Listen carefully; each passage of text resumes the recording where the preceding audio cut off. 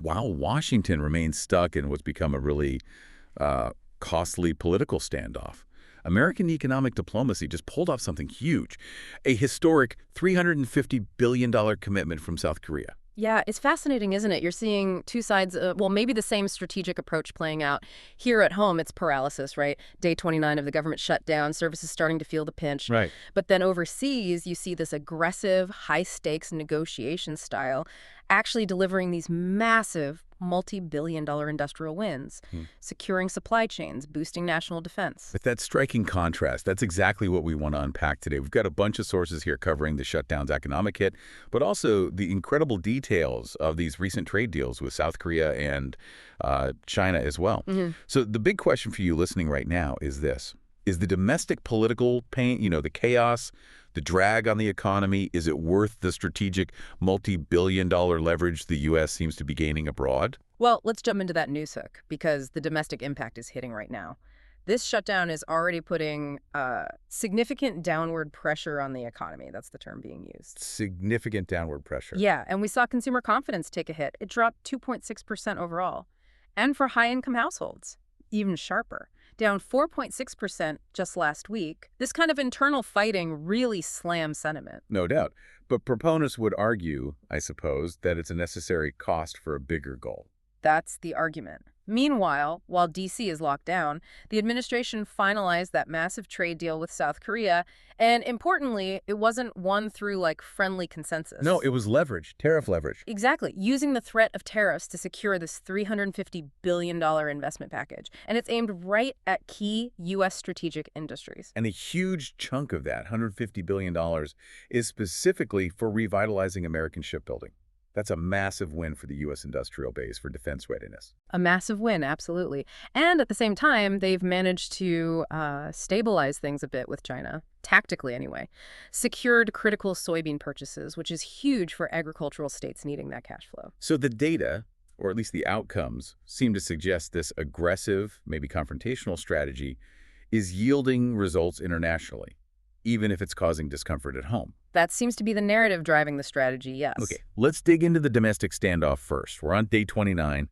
This shutdown, it's driven mainly by these really deep disagreements over healthcare, right? Specifically, Obamacare. That's the core issue, yes. And it's important to understand this isn't just a negotiation breakdown. It looks very much like a calculated political gamble by the Republican majority. Calculated how? Well, the strategy, and it seems to have strong White House backing, is based on the idea that letting the pressure build, the approaching deadlines, the disruptions, the general chaos, will eventually force Democrats to agree to a bigger, more structural overhaul. Rather than just passing smaller bills to keep things running. Exactly. They don't want temporary fixes. They're aiming for a resolution on the bigger issues. We saw reports, Vice President J.D. Vance apparently told Senate Republicans that passing these standalone bills, say just funding air traffic controllers or paying federal workers, that would just, quote, release a pressure valve on Democrats and prolong the shutdown. Right. So the strategy is clear. Maintain maximum discomfort until those structural issues, particularly around healthcare costs and maybe government spending overall, are addressed head-on. And the strategic pressure, it has real deadlines. Deadlines affecting American families. No, absolutely. Funding for WIC, that's the nutrition program for low-income women and kids, that runs out November 1st. Just days away. Just days. And disruptions to SN8, the main food stamp program, could start hitting around November 2nd. That's the kind of timeline the leadership seems to be counting on to force concessions. But the critics, they argue this strategy risks more than just social program funding. Because of the shutdown, we're not getting key economic data releases, job numbers, inflation figures. It's creating a kind of data blackout. And that raises a really significant question about economic stability, doesn't it? Senator Elizabeth Warren voiced this concern pretty sharply.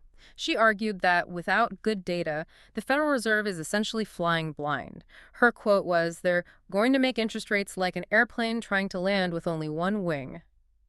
That's a striking image. Massive uncertainty. It is. It introduces huge uncertainty.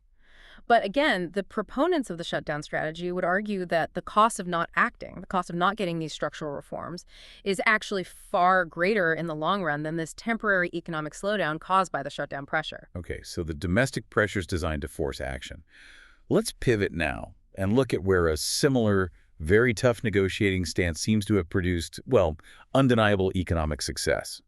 This $350 billion win with South Korea. And the really fascinating part here is how it was achieved. The tool wasn't diplomacy in the traditional sense, it was the threat of protectionism. Right. Absolutely right. Central to this whole victory was how the administration wielded the threat of a pretty massive tariff hike. They initially proposed a 25% country-specific tariff on Korean goods. 25%, that would have been huge. Huge. But they used that as a bargaining chip. They negotiated it down to 15%, but in exchange for this enormous investment package from South Korea. So tariffs weren't just punitive here. They were a strategic tool. Okay, so let's break down what the U.S. gets out of this. $350 billion total targeted at strategic industries. Can you unpack those numbers for us? Sure. It breaks down into a few key areas, all benefiting the U.S.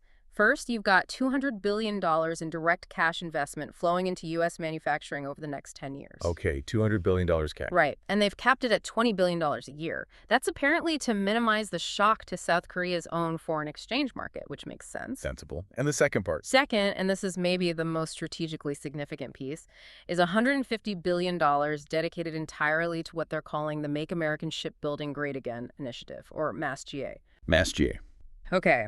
This is a direct, laser-focused investment in modernizing and securing America's defense and maritime industrial base, an area that's been, frankly, starved of serious capital for decades. And is this translating into actual projects yet?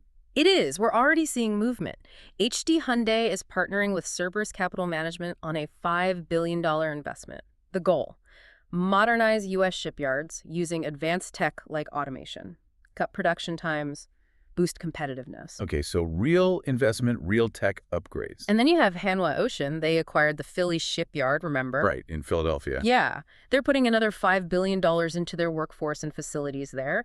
And their stated goal isn't just, a small improvement. They want to increase current production capacity by more than 10 times. 10 times. That's incredible. It's transformative. One analyst report we looked at said this kind of investment effectively pulls the timeline for American defense readiness forward by maybe a decade. It's that significant. Wow. And there were other components to the deal too, right? Yeah. Beyond manufacturing. Yes, absolutely. The gains go further. South Korea also committed to buying $100 billion worth of U.S. liquefied natural gas, LNG, and other energy products. $100 billion in energy buy. And the deal also aims to solidify cooperation in really critical supply chains. Think semiconductors, secondary batteries, critical minerals. It's all about building strategic independence for the U.S. down the road. Just to give some context here, under the previous trade deal, the Chorus FTA, a lot of Korean goods came into the U.S. with tariffs closer to 0, maybe 10% on some things. Right. So this negotiated 15% rate is actually higher than before. But the trade-off, this $350 billion investment in U.S. manufacturing and energy security, that seems to be the strategic calculation the administration made. Exactly. It shows a clear willingness to accept maybe some short-term market adjustments, maybe slightly higher costs on some goods, in exchange for massive long-term gains in industrial strength and resilience. And that industrial strength is partly about competing with China, right? Which brings us to the next piece, the balancing act with Beijing. Yes, this deal with Korea fundamentally strengthens U.S. supply chains against competition, particularly from China. And speaking of China, the administration seems to be playing a very careful strategic game there, too. How so? Well, President Trump confirmed he's meeting President Xi Jinping at the APEC summit soon, and the immediate goal seems to be more about tactical stabilization, trying to extend the current truce on new tariffs and maybe export controls. And that stabilization, even if tactical, delivers some quick wins back home. It does. Crucially, China has started buying U.S. soybeans again, at least 2 cargoes recently. That signals a thaw, a revival of trade flows that are absolutely critical for shoring up political support in key farm states. So smart diplomacy yielding immediate domestic benefits, both political and economic. Seems that way. And they're also using economic leverage on other fronts. Take the fentanyl crisis. There are reports the U.S. is considering lowering the tariff on certain Chinese exports related to fentanyl precursors, maybe from 20% down to 10%. But only in exchange for something? Only in exchange for real, concrete cooperation from China on stopping the flow of that deadly drug. So, again, you see economic barriers being used as bargaining chips for other major priorities, even life-saving ones. So while they're getting these tactical wins, the bigger picture suggests the administration still sees China as the main long-term challenge. Oh, definitely.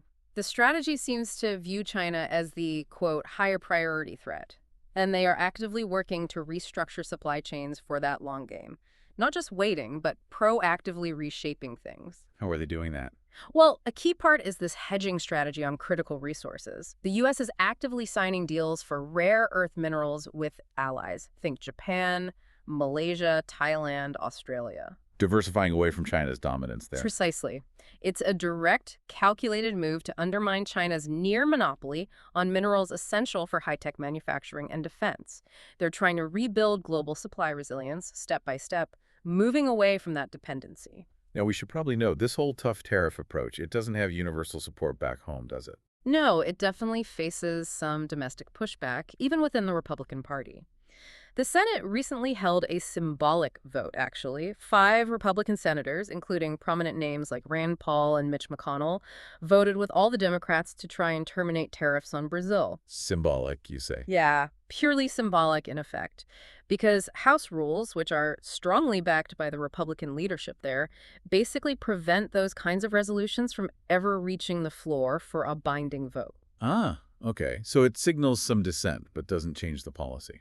Exactly. It kind of reinforces the idea that the administration is really determined to stick with tariffs as a core strategic tool for foreign policy and economic goals, viewing that internal dissent as, well, secondary to achieving long-term economic strength and leverage internationally. Okay, so let's try and synthesize this. What does this all mean for you, our listener, trying to make sense of it all? We've really laid out this fundamental trade-off happening right now, haven't we? I think so. You have this immense domestic conflict, this really painful 29-day shutdown being used quite deliberately as a strategy by leaders to try and force structural political changes here at home. Right, a high-cost domestic strategy. But then, crucially, that same aggressive, high-pressure, tough negotiating style seems to be translating directly into these massive, very tangible economic wins overseas. Like the Korea deal. Exactly. That $350 billion commitment from South Korea, it directly shores up U.S. manufacturing, U.S. defense capabilities.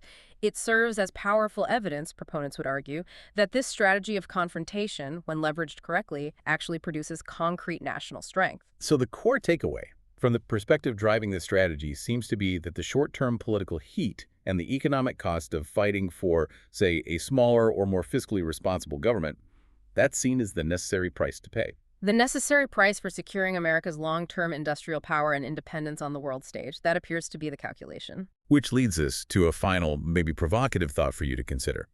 It concerns those key Asian partners, like South Korea, making these huge commitments.